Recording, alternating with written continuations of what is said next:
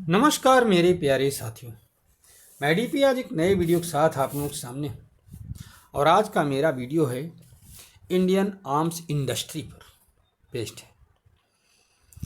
दोस्तों, हम सभी लोग जानते हैं कि भारत एक बहुत बड़ा आर्म्स का इंपोर्टर है। हम सभी लोग जानते हैं। अब विगत कई सालों से बना हुआ है, लेकिन आज राइटर्स की एक खबर छपी जिसमें India offers cheap loan for arms targeting Russia's traditional customers.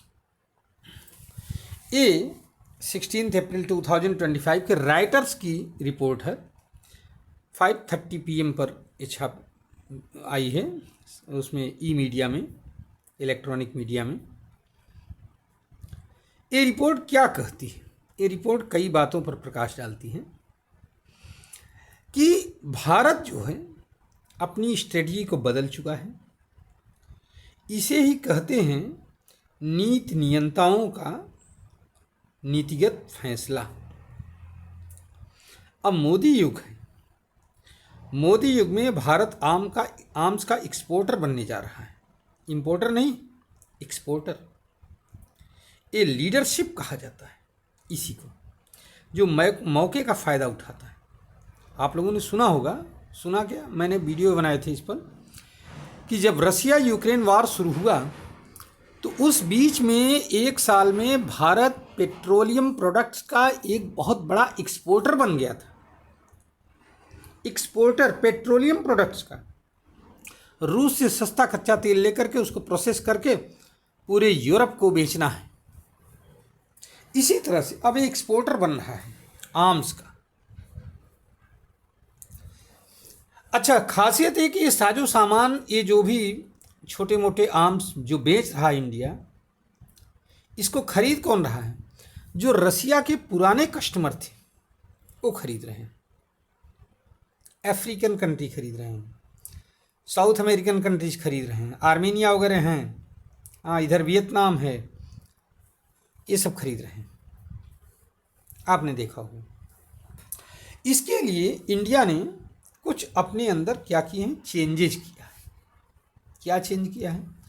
तो जब आप इस राइटर्स की रिपोर्ट को देखोगे तो समरी में 3-4 पॉइंट्स दिए गए हैं और उन्हीं 4 पॉइंट्स पर ये बेस्ड है कि India plans to expand cheap loan including to countries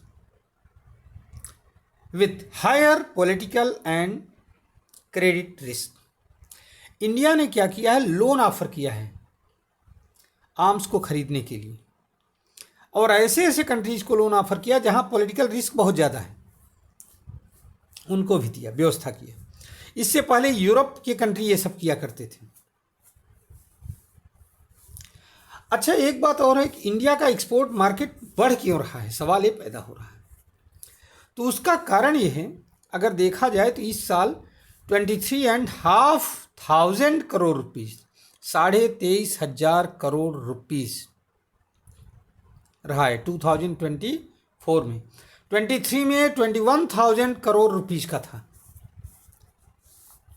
defence export की बात हो रही है। 29 तक के टारगेट 50,000 करोड़ रुपीज़ का है। क्या कारण है? उसका कारण ये है कि पहली बात तो इन्होंने प्राइवेटाइज किया है सिस्टम को। अडानी डिफेंस जैसे कई प्राइवेट जो हैं वो कूदे हुए हैं मैन्युफैक्चरिंग में। दूसरी बात, फाइनेंस की व्यवस्था किया, जैसा कि मैंने आपको बताया। अच्छा, इंडिया में जो प्रोडक्शन कॉस्ट है वो कम आती है यूरोप के कंपेयर में। आप समझो जरा सा कि एक तोप का गोला जिसे भारत में $300 में बना दिया जा रहा है, यूरोप में उसी को बनाने के लिए $1,400 खर्च करने पड़ते हैं, खरीदने पड़ते हैं। भारत $300 में बनाकर बेच रहा है, यूरोप में उस पर $1,300, 130 मिलीमीटर के जो तोप के गोले आते हैं उनकी बात हो रही है। इसी तरह से हर चीज़ में तो ये हालत है यहाँ पर। ऐसे ही जो है आर्म्स की छोटी छोटी जो क्लास्टिको गन्स वगैरह हैं उनको भी बेचने की बात आ रही है।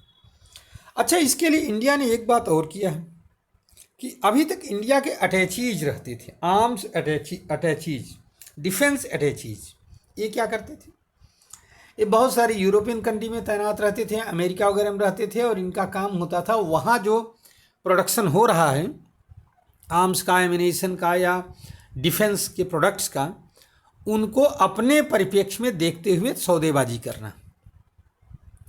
अब इंडिया ने क्या किया है, उन यूरोपियन अटैचीज को तो हटाया ही हटाया है, साथ ही साथ नए अटैचीज भी नियुक्त किए, और इनका काम है उन देशों के मार्केट को स्टडी करके इंडिया को बताना, जिससे कि इंडिया अपने यहाँ उस हिसाब से प्रोडक्शन को कर सके डिफेंस के इक्विपमेंट्स का, और उनको बेच सके।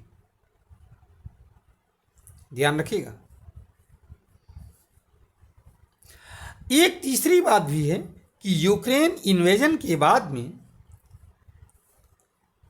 जो उसके बाद में जो समस्याएं आ रही हैं, बहुत सारी कंट्रीज जो हैं वो कंसीडर कर रही हैं इंडियन आर्म्स को ज़्यादा इफेक्टिव, तो इसलिए भी इंडिया की क्रेडिबिलिटी बढ़ रही है। आर्मीनिया वगैरह के जो वार हुए हैं, अजरबैजान आर्मीनिया में आपने सुना होगा, तो इसके यहाँ पर इंडियन आर्म्स का यूज़ किया गया, तो देखा गया इसके रिजल्ट काफ़ी अच्छे रहे, इसलिए भी डिमांड काफ़ी बढ़ी है इंडियन आर्म्स की। भारत का ट्रैक रिकॉर्ड रहा है कि भारत में प्रोडक्शन हर समय से होता रहा है, क्योंकि हम लोग टू फ्रंट वार की कम से कम हर समय बात करते रहे, कभी पाकिस्तान की बात करते हैं तो कभी चाइना, इसलिए भारत ने अपनी जो प्रोडक्शन लाइन है उसको मेंटेन कर रखा है, जबकि यूरोप में ऐसा नहीं है।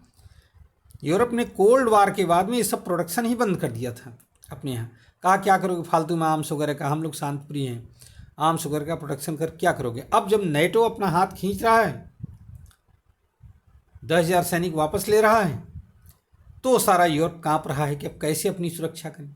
इसके लिए एक नए तरीके की वो हो रही है, बातें हो रही है। ये है पूरा हिसाब किताब।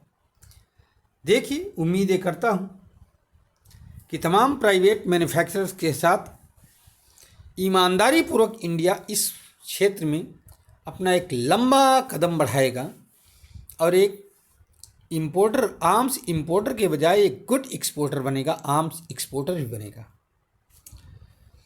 मैं वीडियो को अपने यहीं पर समाप्त कर रहा हूँ, लेकिन जाते जाते एक खबर आपको और देना चाहता हूँ कि अमेरिका, खबर यह है कि अमेरिका अपने 10,000 ट्रूप्स को यूरोप से विड्रा कर रहा है।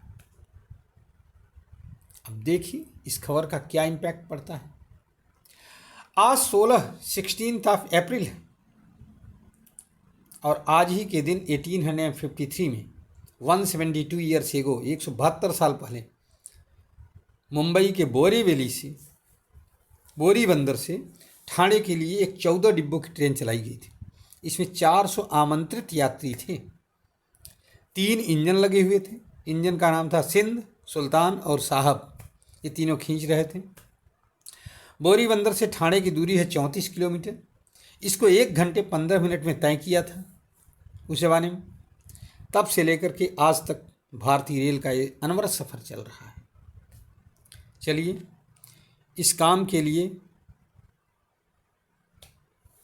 हम उस समय के इंजीनियरों और आज के अपने कुशल इंजीनियरों और नीति नियंताओं को धन्यवाद ज्ञापित करते हैं कि इस तरह से देश का विकास आगे अग्रसर होता रहे। धन्यवाद, नमस्कार, जय हिंद, जय भारत, वंदे मातरम। अगर आपको हमारी ये रिपोर्ट अच्छी लगी हो तो आप हमारे चैनल को लाइक करिए, वीडियो को लाइक करिए, चैनल को सब्सक्राइब करिए और शेयर भी करिए। धन्यवाद, नमस्कार, जय हिंद, जय भारत, वंदे मातरम।